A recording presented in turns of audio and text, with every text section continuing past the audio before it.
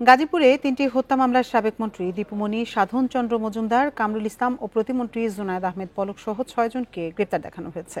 সকালে Gazipur metropolitan magistrate আদালত ৩-এর বিচারক ওমর হায়দার তাদের গ্রেপ্তার দেখিয়ে কারাগারে পাঠানোর আদেশ দেন। বান্ডেল থাকলে প্রতি সেনমানিতে টাকা বাঁচবে। বিকাশ সেনমানি বান্ডেল কিনে জিতুন প্রতি লেনদেনে। এর আগে কাশিমপুর কেন্দ্রীয় কারাগার থেকে ৪ মন্ত্রী, প্রতিমন্ত্রী ছাড়াও সাবেক সেনা কর্মকর্তা জিয়াউল আহসান ও ব্যাংক কর্মকর্তা নজরুল ইসলামকে ২টি প্রিজন ভ্যান করে কড়া নিরাপত্তায় আদালতে হাজির করা হয়। বৈষম্য বিরোধী আন্দোলনে গাছা এলাকায় ৬ জন নিহতের এ ঘটনায় দায়ের করা ৩ হত্যা মামলার সংক্ষিপ্ত শুনানি শেষে বিচারক তাদের শিওন অ্যারেস্ট দেখিয়ে কারাগারে পাঠানোর আদেশ দেন। এদিকে আসামিদের আদালতে আনার পর বিক্ষোভ মিছিল করে বিএনপিপন্থী আইনজীবীরা।